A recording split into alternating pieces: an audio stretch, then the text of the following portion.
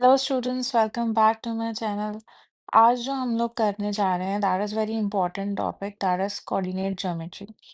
अब ये वैसे तो बहुत ही सिंपल टॉपिक है, लेकिन आजकल जो है इसके अंदर बहुत ही ट्रिकी क्वेश्चंस भी आ रहे हैं, मतलब इतने ज़्यादा नहीं, लेकिन जिनकी प्रैक्टिस नहीं है इट्स वेरी इजी। लेकिन जिनकी प्रैक्टिस नहीं है उनके लिए इट्स वेरी डिफ़िकल्ट। तो हम जो है वो एक ओवरऑल जो है वो लेक्चर जो है वो एक तैयार करेंगे, और उसमें देखेंगे कि अगर हमें एक लास्ट मिनट में अगर ये चैप्टर पूरा रिवाइज करना है तो हम किस तरह से करेंगे। तो उसमें मैं मेन मेन चीज़ें ना आपकी कवर करवा दूंगी आज। तो अब सबसे पहले तो हमें कोऑर्डिनेट ज्योमेट्री के लिए जो इम्पोर्टेंट चीज़ है वो ये पता होनी चाहिए कि अब कोऑर्डिनेट होता क्या है। बेसिकली अब एक ग्राफ है, जैसे कि यहाँ पे मैंने एक ग्राफ बनाया हुआ है। तो इस ग्राफ के अंदर ना एक कोऑर्डिनेट है 2,5।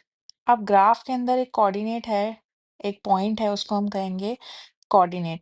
कोऑर्डिनेट का मतलब ये है कि एक पॉइंट ऐसा होगा जो एक्स एक्सिस पे होगा और एक पॉइंट ऐसा होगा जो वाई एक्सिस पे होगा। और ये काफ़ी लोगों को पता भी होता है कि जो एक्स एक्सिस जो हैं वो हॉरिजॉन्टल होते हैं और जो वाई एक्सिस हैं वो वर्टिकल होते हैं। तो अब किसी भी कोऑर्डिनेट के अंदर पहला पॉइंट जो है वो एक्स होता है और दूसरा पॉइंट वाई होता है। तो अगर यहाँ पे लिखा हुआ है 2,5, इट मीन्स कि उसका जो पहला कोऑर्डिनेट है वो एक्स की साइड पे होगा यहाँ कहीं, और जो दूसरा कोऑर्डिनेट है वो वाई की साइड पे होगा यहाँ कहीं। तो इस तरह से हमें ये पता चलता है कि ये कोऑर्डिनेट है किसी भी ग्राफ के ऊपर।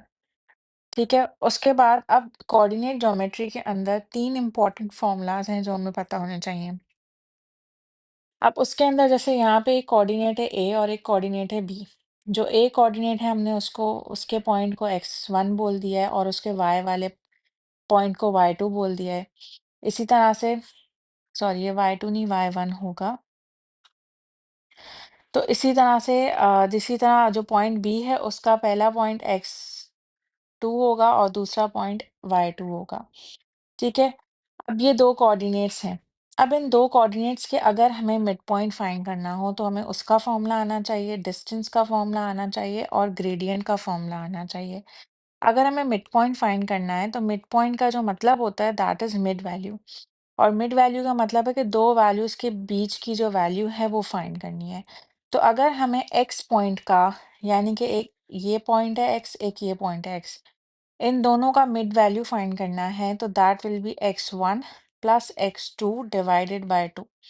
उसका ये होगा, तो इससे हमें एक x की वैल्यू आ जाएगी और वो x क्या होगा, वो मिड वैल्यू होगा इन दो x पॉइंट्स का।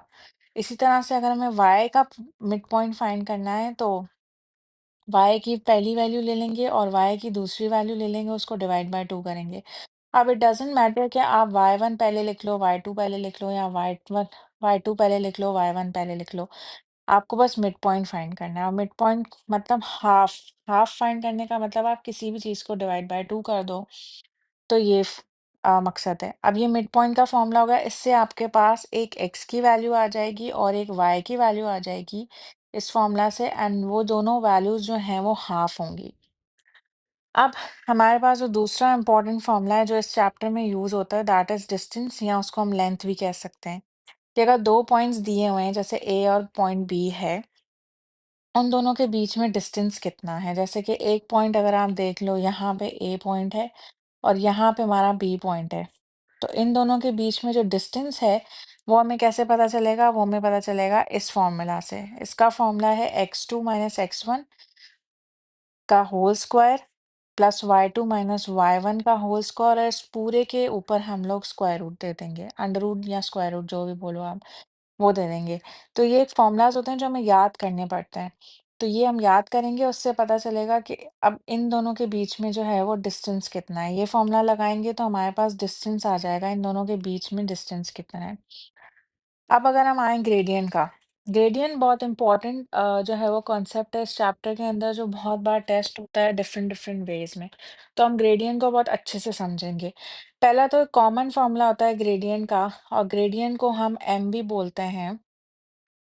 तो ग्रेडियंट का एक बहुत कॉमन फॉर्मूला है that is y2 minus y1 over x2 minus x1।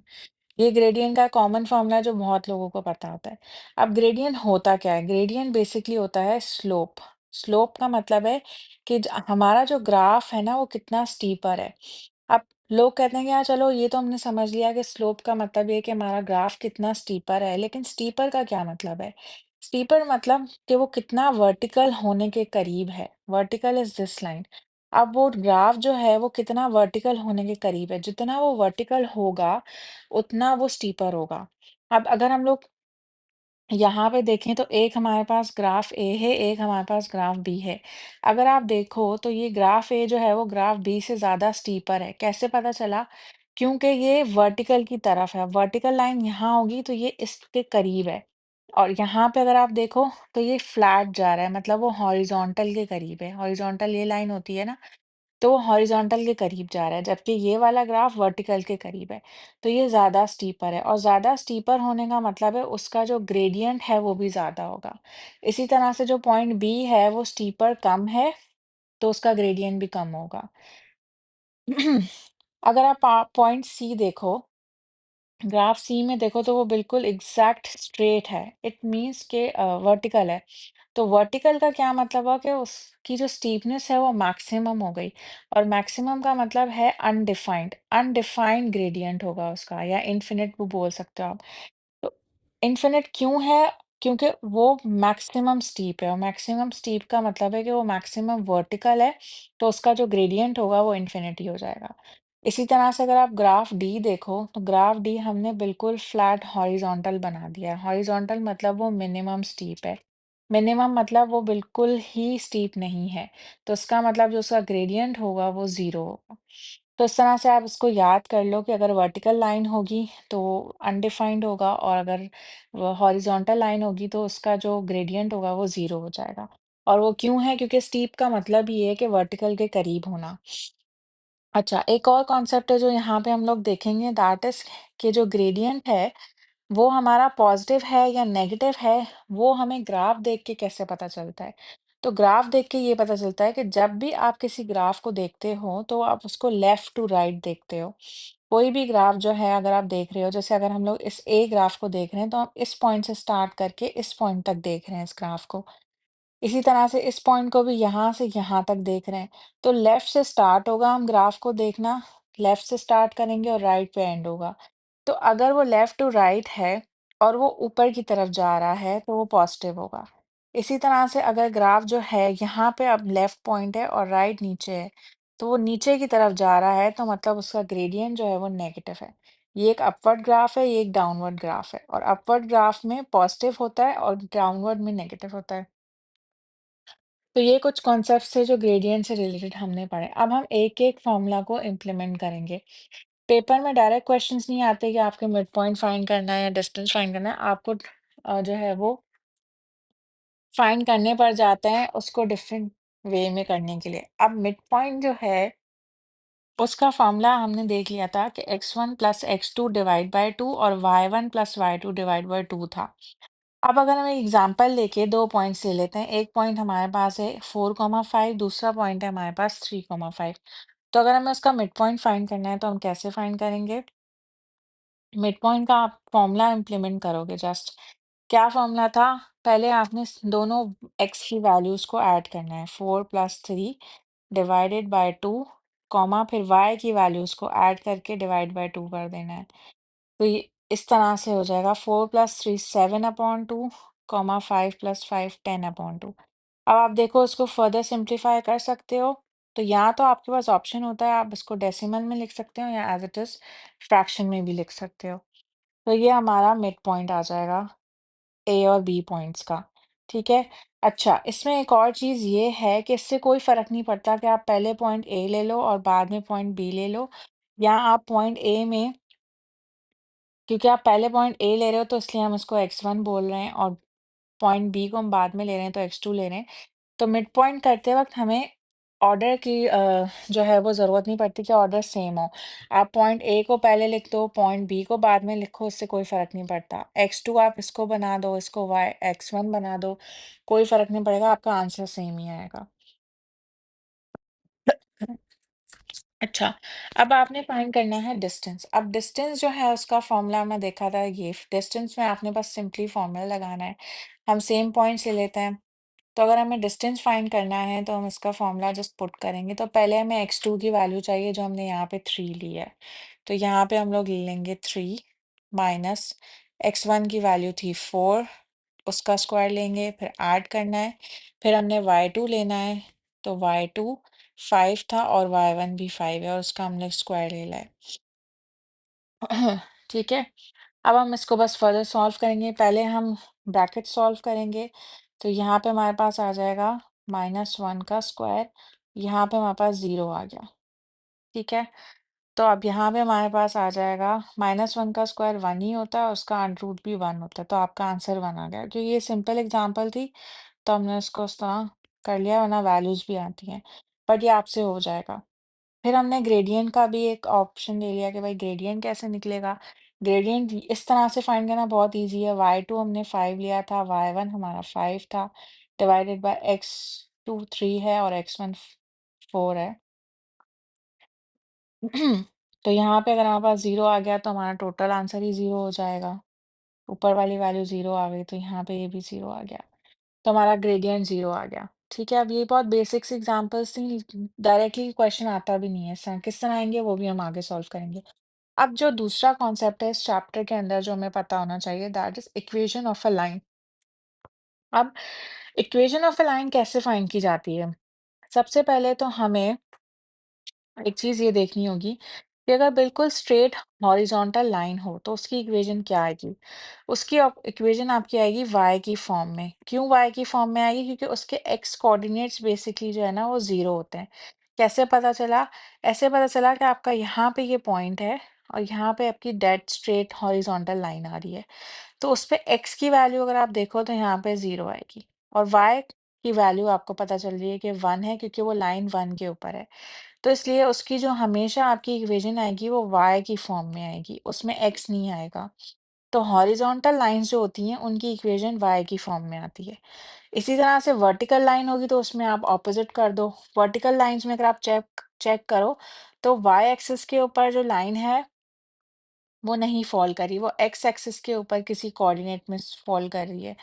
तो यहाँ पे अगर x1 है तो उसकी equation x is equals to 1 हो रही है, और यहाँ पे 2 है और यहाँ पे लाइन फॉल कर रही है तो x इज इक्वल्स टू, जबकि y एक्सिस की पॉइंट पे उसका कोई पॉइंट नहीं आ रहा, y एक्सिस पे वो 0 आ रहा है। तो इसलिए जो भी लाइन हॉरिजॉन्टल होगी वो y की फॉर्म में आ जाएगी और जो भी लाइन वर्टिकल होगी वो x की फॉर्म में आ जाएगी। और तीसरा ऑप्शन होता है हमारे पास स्लांट लाइंस का। जो स्लांट लाइंस होती हैं इस तरह करके, जैसे यहाँ बनाई हुई है मैंने और यहाँ बनाई हुई है, उसकी जो हमारी इक्वेशन होती है y is equals to m x plus c की फॉर्म में आती है। और वो कैसे फाइंड करेंगे वो अब हम नेक्स्ट इस पे देखते हैं। अब जो वर्टिकल और हॉरिजॉन्टल लाइंस हैं उसका तो मैंने आपको बता दिया, लेकिन अगर हमें equation of a slant line find करनी है तो उसका जो है ना हमारे पास दो मेथड्स हैं। अब दो मेथड्स का मतलब ये नहीं कि आप कोई भी एक मेथड खुद से अब इम्प्लीमेंट कर सकते हो। वो एग्जामिनर की मर्जी होती है कि वो आपको किस तरह का क्वेश्चन दे रहा है। अब दोनों मेथड्स में एक चीज कॉमन होती है, दैट इज ग्रेडियंट। ग्रेडियंट आपका कॉमन होता है। दोनों मेथड्स में आपको ग्रेडियंट गिवन होगा, इसमें भी और इसमें भी, लेकिन इस मेथड में आपको y इंटरसेप्ट गिवन होगा, जबकि इस मेथड में आपको कोई रैंडम पॉइंट गिवन होगा। तो लोग जो हैं वो मेथड 1 से तो फ़ेमिलियर होते हैं, लेकिन मेथड 2 से फ़ेमिलियर नहीं होते। लेकिन ये दोनों मेथड्स ही लाज़मी लाज़मी आना ज़रूरी है। पेपर के अंदर आपके पास इतना टाइम नहीं होता कि आप उसको जो है मेथड 1 में कन्वर्ट करके करो, और काफ़ी क्वेश्चंस में हो भी नहीं पाता। तो अगर मेथड 1 को हम देखें तो मेथड 1 इज़ क्वाइट ईज़ी। वहाँ पे हम y is equals to mx plus c लगाते हैं।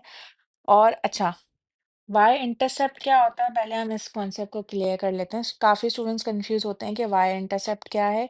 वाई इंटरसेप्ट बेसिकली वो सी से डोनेट करते हैं हम लोग, डिनोट करते हैं हम लोग सी से। और इसका मतलब ये होता है कि ऐसी एक ऐसा पॉइंट, मतलब आपका जो ग्राफ है एक ऐसे पॉइंट के पॉइंट पे जो है ना वो कट कर रहा है वाई एक्सिस पे।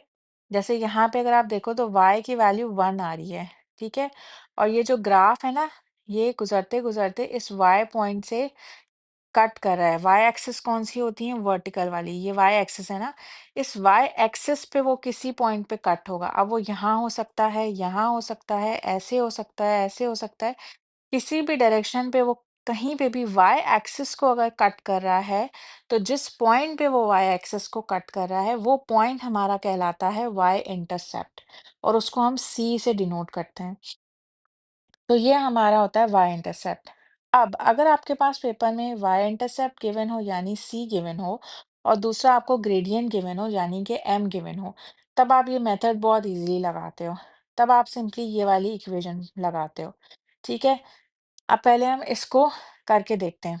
जैसे कि यहाँ पे क्वेश्चन आया है कि find equation of line that has slope 3 का मतलब m3 है हमारा and y and cuts the y axis at 6 which means हमारा जो c है वो 6 है। तो सिंपली आपने y is equals to mx plus c जो है वो लिखना है यहाँ पे और m की जगह m पुट कर देना है और y और c की जगह c पुट कर देना है। तो ये हो जाएगा 3x प्लस 6। ये हमारी जो है वो इक्वेशन आ जाएगी लाइन की। यहाँ पे ये हमारी एक स्लांट लाइन थी, ये उसकी इक्वेशन है। इसी तरह से अगर हम मेथड 2 देखें, तो मेथड 2 के लिए आपके पास जो क्वेश्चन में गिवन होगा that will be the gradient and a random point. ये मेथड जो है वो ज़्यादा इंपॉर्टेंट है एज़ कम्पेयर टू मेथड 1। काफ़ी स्टूडेंट्स इससे फ़ेमिलियर नहीं होते क्योंकि बचपन में अक्सर जो स्कूल्स वगैरह में ना सिर्फ मेथड 1 पढ़ा देते हैं, मेथड 2 नहीं पढ़ाते। लेकिन पेपर में बहुत टाइम सेविंग होता है मेथड 2, तो आपने इसको लाज़मी पढ़ना है। अब मेथड 2 जैसे यहाँ पे मेथड 1 में हमने एक इक्वेशन पढ़ ली ना y is equals to mx plus c। इसी तरह से मेथड 2 में आपने पढ़ना है y minus y1 is equals to mx minus x1। ये आपको याद होना चाहिए।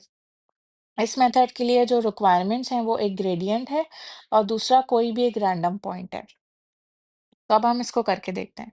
अब आप देखो इस क्वेश्चन में इससे आपको गिवन है कि find the equation of line that has slope 8 यानी कि आपको m8 गिवन है एंड पासेस थ्रू पॉइंट 1,5 अब आपको कोई भी एक रैंडम पॉइंट दिया हुआ है दैट इज 1,5। अब अगर आपको इस तरह की सिचुएशन हो तो आपने ये वाला फॉर्मूला लगाना है that is y minus y1 is equals to m x minus x1। अब जो x1 और y1 वाले पॉइंट्स हैं ना इसमें आपने x और y पुट करना है, ठीक है?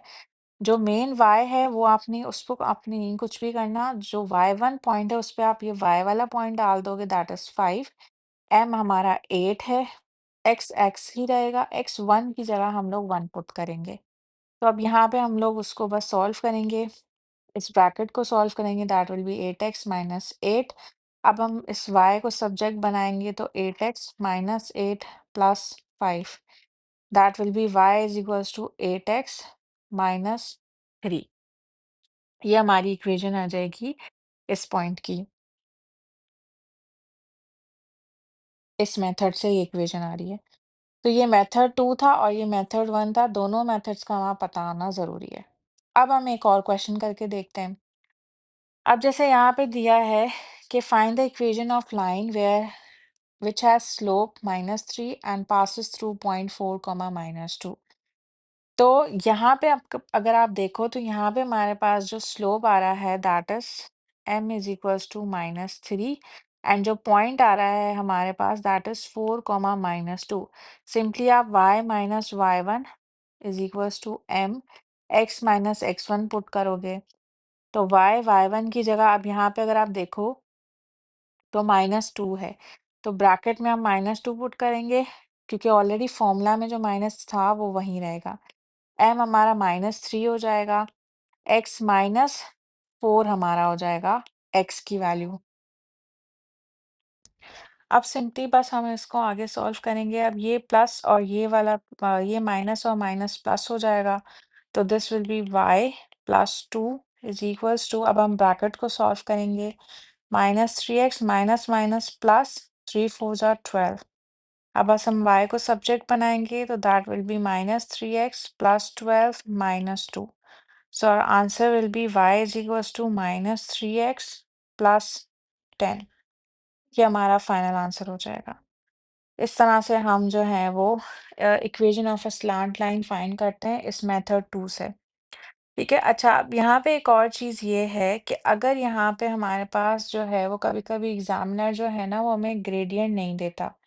तो स्टूडेंट्स के लिए जो है ना थोड़ा-सा हो जाता है कि अगर उनकी प्रैक्टिस नहीं हुई होती ना, तो उनके लिए मुश्किल होता है, वरना जो लोग प्रैक्टिस करते हैं उनको तो आइडिया होता है कि अगर ग्रेडियंट गिवन ना हो तो फिर क्या होगा कि लाज़मी आपको ना 2 पॉइंट्स गिवन होंगे।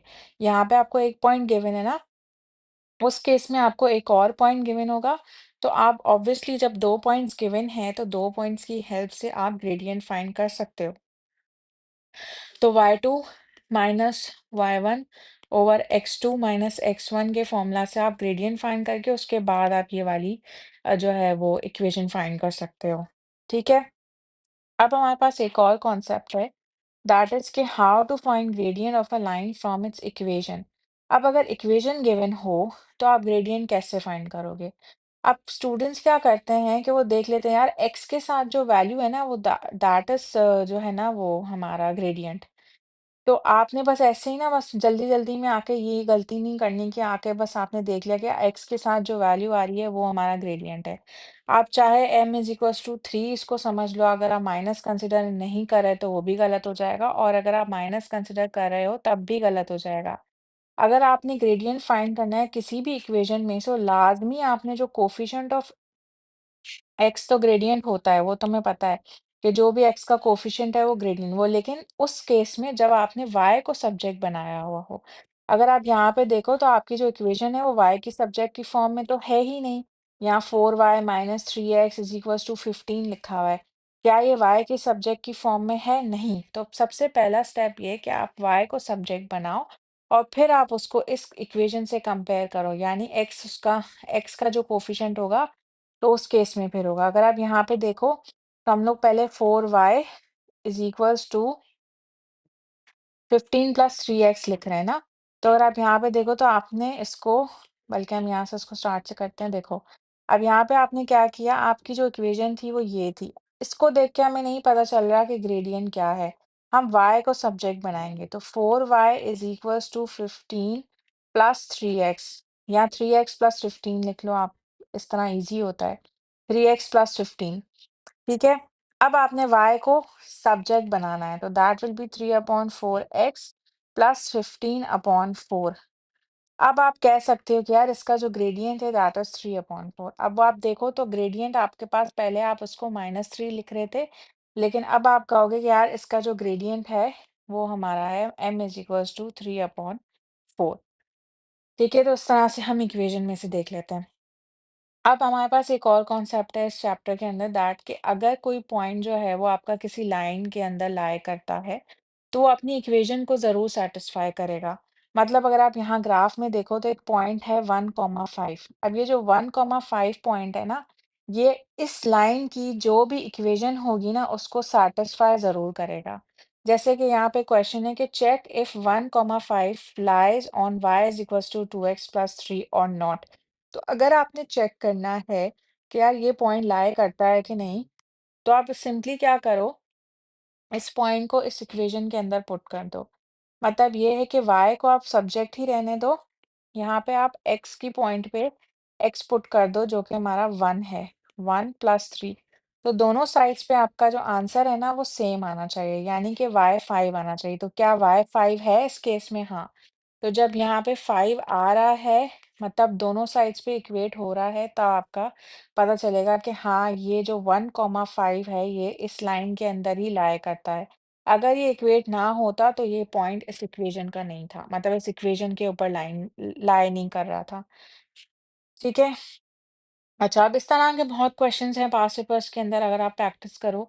अब जैसे लिखा हुआ है कि given that 3 k lies on 2y is equals to 3x plus 1। अब एक पॉइंट है 3 k। अब वो जो है इस इक्वेशन में लाई कर रहा है, तो हमें फाइंड करनी है k की वैल्यू। अब यहाँ पे हमें फाइंड नहीं करना, कि चेक नहीं करना कि ये पॉइंट लाई करता है कि नहीं। यहाँ पे हमें ऑलरेडी कंफर्म कर रहा है कि ये जो पॉइंट है ये इस लाइन के अंदर जो है वो लाई कर रहा है। तो हम k की वैल्यू बहुत इजीली फाइंड करेंगे, हम सारी वैल्यूज पुट कर देते हैं। अब k हमारा क्या है? y है, तो आप y की जगह k पुट करोगे तो हमें k की वैल्यू आ जाएगी। अब यहाँ पे 2k is equals to 3, x की value 3 plus 1। 2k is equals to 3 3 ज़ा 9 plus 1। 2k is equals to 10 हो गया। अब आपने क्योंकि k फाइंड करना है तो हम k को सब्जेक्ट बना के यहाँ पे हम k की वैल्यू फाइंड करेंगे। तो हमारी जो k की वैल्यू आ रही है वो आ रही है 5। तो इस तरह से हमें k की वैल्यू आ रही है। इस तरह के भी बहुत क्वेश्चंस हैं पास्ट पेपर्स में।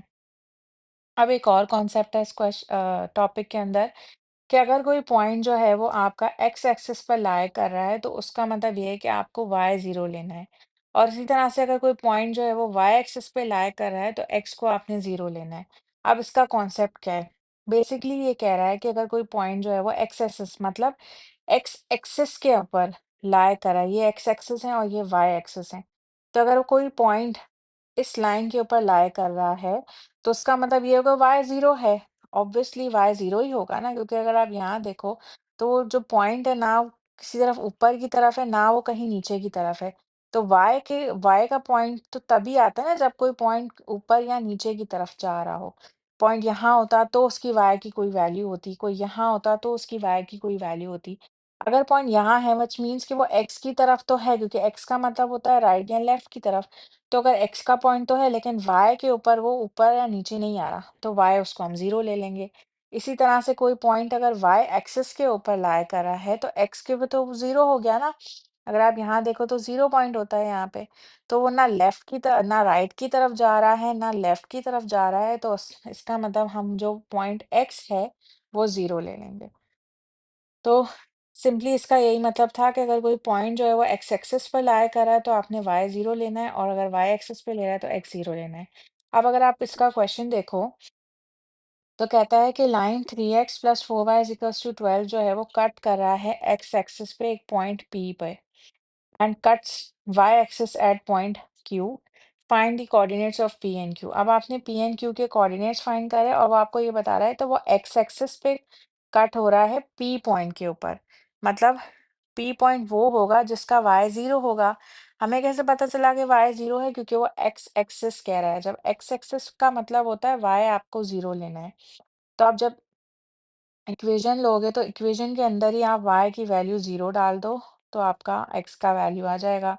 तो 3x plus zero is equals to 12। 3x is equals to 12। x is equals to 12 divided by 3। तो आपकी x की वैल्यू आ गई 4। अब ये कौन-सा पॉइंट था जहाँ पे P पॉइंट था, तो हम P को लेबल कर देंगे कि उसका x4 है लेकिन y उसका 0 है। तो हमें कोऑर्डिनेट्स फाइंड करने थे, P के कोऑर्डिनेट्स आ गए, अब सिंपली हमें x के कोऑर्डिनेट्स फाइंड करने हैं। तो x के कोऑर्डिनेट्स सॉरी Q के कोऑर्डिनेट्स फाइंड करने हैं। तो Q के कोऑर्डिनेट्स के लिए उसने कहा है कि वो y एक्सिस पे कट कर रहा है, तो y एक्सिस कट कर रहा है मतलब उसका x का पॉइंट 0 होगा। तो आप फिर से वही इक्वेशन लोगे और उस केस में अब आप x को 0 करोगे। ये 0 हो गया। 4y is equals to 12। तो y is equals to 12 divided by 4। तो दैट विल बी 3। तो y हमारा जो है वो 3 आया और q क्या आएगा? 0,3। 0,3 क्यों? क्योंकि x 0 था, क्योंकि वो y एक्सिस पे कट कर रहा था। अगर आप इसको ग्राफ पे देखो तो इस तरह से आपका Q पॉइंट यहाँ होगा, P पॉइंट यहाँ होगा।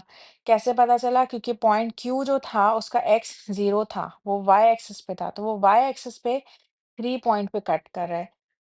इसी तरह से जो P पॉइंट है वो x एक्सिस पे है।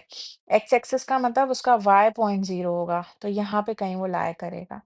तो इस तरह से उसकी लाइन भी बन सकती है। अच्छा, अब हमारा जो नेक्स्ट है that is types of lines, वो हम नेक्स्ट लेक्चर में कंटिन्यू करेंगे, क्योंकि अब ये लेक्चर भी बहुत लेंदी हो रहा है, तो हम इसको नेक्स्ट पार्ट में कंटिन्यू करेंगे और उससे आगे वाले कॉन्सेप्ट समझेंगे। Till then thank you so much. Take care. अल्लाह हाफ़िज़।